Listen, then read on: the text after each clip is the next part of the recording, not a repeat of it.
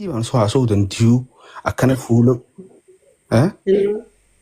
akkana fuula guurtee fi lubbuurraa wanta ka'e kun guutumatti nan gammachiisa. Nana fayyaa nama tokko duraa buusee afaan kiyya duraa dhabjetta. Yaa daraaraa fi waa'uma jiru jennee obboleessoo akka biraatti hin fudhatini. Wanni jechaa jiru waa'uma silaa namni Islaamaa namni Oromoo dubbachuu jiru asirratti dubbachuu jirra. Wanni biraata nuti finnee sharmaarkeedhaaf bakka dhaabbanne hin jiru. Siigalee manguddoon hoggaa nama jidduu teessu badii abbaa qabu murteeti. Akkuma gartee inni badii fi muretti deebinee itti murre. Waan biraatan irraa qabne tanii sharmaarkeen hin goone jeeni jirti metaati beeku.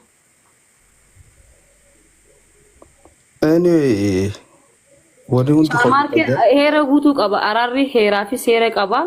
Dhiiga obboleessa keenya akka argannuuf illee aadaa fi Meen hawsi hangaatu heeraa fi seera. Meen hawsa. Hamza wanni maayin siin jechaa jiru hin dirqisiisinidha malee. Ani namaan dirqisiisu jira jara keenya. Boojara namaan dirqisiisu jira natti himaa nama dirqisiisaa jira. Yaa ta'an as baay'ee dhagahamuu dhabu mala warra jala jiru ni agarsiisa galee yeroo dheeraa wanti teenyee laa jiru kana ture isaa inni sharmaarkee. Dhaaboo guutakka baroba laala oguu dura manni kun banamee manni kun gastii lama sadii ta'urraa mokkoru jaalii godhu jireerraa inni as jira sii galee hamsa. Eega dhuftee harma jidduu akka nama shaayidii qabatee karaa akka jiru namni jala kana taa'ee katabbii katabuus warri si dhagee jiru sun dinuu. Guutumattuu sharmaarkeen ati ol keeyyateen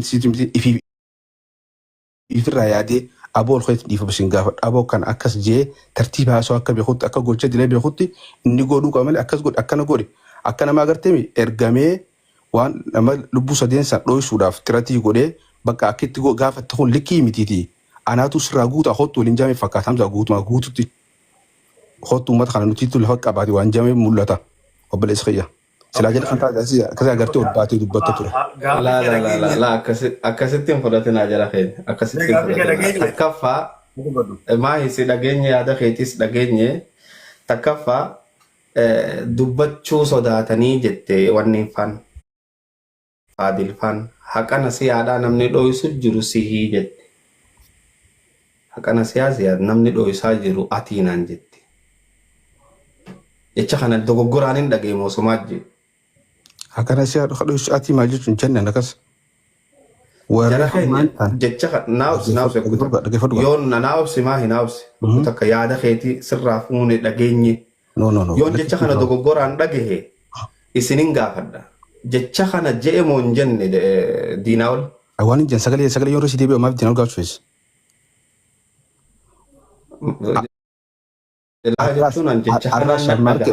dhaggeeffatu wani hin jenne har'aa sharmaarkee bakka buutee shi karakkaru jira akka warra ergeetti lammadaa samba duraas maanzaraa guddaa guutee maanzaraadhaaf akka nama baasaa itti dubbachuu turte dubbiin dhimma dhiigaatiidha kan isin jechaa jiru. Walii gallaa? Maanzaraan tun tamisa akkam jechuun jecha kana ibsa godhe uummata nama kuma sadeef kana. Khadiir Jawaarichi ture maanzaraa darbee sammaa dho'istan jettee jechuu turte raaddiila har'aatti wanni ammaan sharmaarkee bakka buutee karakkaru jirtu waan biraa fakkaata firraa dhiishiidha kan isin jiru bilisa. Okay, meenaaf si oggutakka. Jara keenya waa'ee maanzaraadhaa ta'u obboleessa keenya jechaa jiru kana anaa isinii hima. Oggutakka ol na guddisi. Sharmaarkee bira na kaaye. Thank you. Wanni obboleessa keenya daraaraan jechaa jiru waa'ee maanzaraadhaati amma dura haasa'uu turtee ka obboleettiin teenya lakkuu wajji duute. Akkasi jechuun faadil dubbachuu sodaate malee haqa miciyoo tanaa warra dho'isu keessa jirtaa jee. Waa'ee maanzaraadhaa gaafa obboleettiin teenya tun achitti wareegamtu. Osoo rasaasni roobaa jiru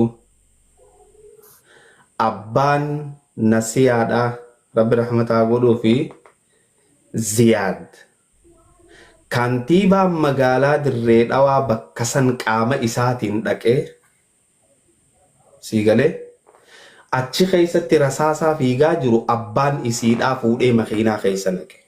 Wanni niin ani je'eeni kantiibaan magaalaa Dirree Dhawaadhaa miciyoo tana bira hin dhaabbanne hin je'inaa guyyaa san namni lubbuu laman qabu ha'aaree achitti maanzaraa darbe wanni kun tahuudhaaf wanni tun haqaa mitii. Okay? Nu biran dhaabbanne hin je'inaa nurraa tureen gaafeedha. Ammoo nu biran dhaabbanneen dhara. kantiibaan magaalaa Dirree Dhawaa guyyaa gochi kun tahamu achitti mul'atee rasaasaa bakka sanii roobu eenyutu Khadiir Jo'aar fuudhee rasaasa san dura makiinaa keessa ol naqe. Kantiibaa eenyutu bakka takkatti bakka rasaasni irraa roobuu dhaqa wataaddaree ergee mana isaa taa'ee dhageeffata malee. Sigalee kun ammoo ummata isaatiif dhimmamurraahi. Obboleettii teenya tan ajjeefamte. Haqasiiti Hamzaan dhoysa kanaan jettan an haqa nam tokkootis hin dhoysu. Haqa nam tokkootis gartee irra deemuudhaaf yaaliillee qabu yaaliillee qabaachuun qabu. Garuu ammoo information akka itti deemamuu qabu waan itti deemamuu qabuuf heeraa fi seera itti deemamuu qabuuni waliin deemna jechuudhaaninan obboleeyyan keenya asirratti gaafadhe online irratti jara keenya ijoolleen tun dachii isaaniitii fi wanni isaanii hunda akkaataatti jirtu ani niin beekaa karaa itti deemnuu jira karaa saniin na waliin deemtanii natti amantanii jennaan atis karaa keetiin deemi nutis karaa keenyaan deemnaa jedhan nama tokko dirqisiisuu hin danda'u. Karaan itti deemuun na wajji deemtanii jeetiin online irra bee gaafadhe isaan. Si waliin hin deemnu jedhan maaliif na waliin hin deemne jedhee isaaniin lolean hin loluun. Ummanni kun dachii dhabee jira yes dachii dhabee jira. Akkamitti dachiin isaanii argamtii mootii moodhaan. Duuni keetu tun khashiitii miti.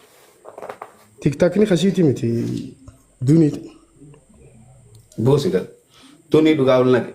Tanaaf akkaataa fi tarsiimootti deemnu takkaan lafaa qabaa na jala deemtanii jennaan hin deemnuu naan jedhan. Haya isinis karaa isin baasuun deema anis karaa na baasuun hin deema.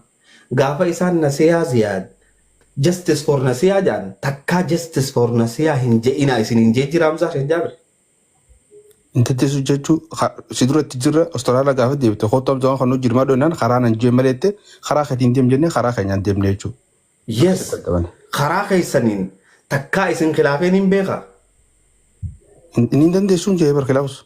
Immoo qorreessi. Lakki danda'uu miti isin gaafadde waa'ee danda'uu fi danda'uu dhabu raasa'uutti hin jiru. Hin khilaafne karaa keetiin deemu jirta garuu. Thank you. Khalas. Haqa micoo tanaa si himuu sodaatan malee ni dhoysite jechuun kun xiqqishoo maqaballee isin fakkaata daraaraan. Wanni kanaa sirraa illee hin eegne. Wanni kanaa waan gaariillee miti sii galee. An nama tokkoof hin bulu, nama tokkoof mataa gadi hin qabadhu. Namni hundi asirra teessanii na laalaa jirtan.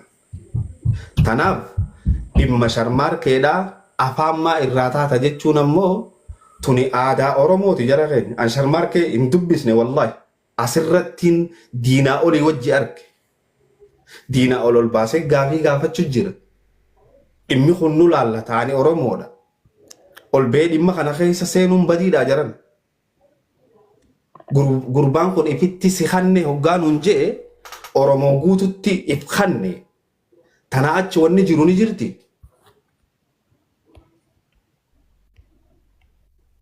Isiniin gaafachaa jira. Ni jirti jara keenya akka feetan na godhaa anaan hin jenne. Isinitti ifkanne akka feetan na godhaa jee. Namuugaa wal jala goohuu hin qabnu. Yaada ani kanaan qaba. An akkanaan ja'aa isin akkam jettaniidha. Yaada waliin irra kannannee adeeroo abbaa roobaatis waan jedhu irratti je'ee achi booda karaa dhiifamaa deeman. Waliigallee tanarratti immoo badiin jirtoo jiraatte mucaa kanaa fi gartee lakkii mucaa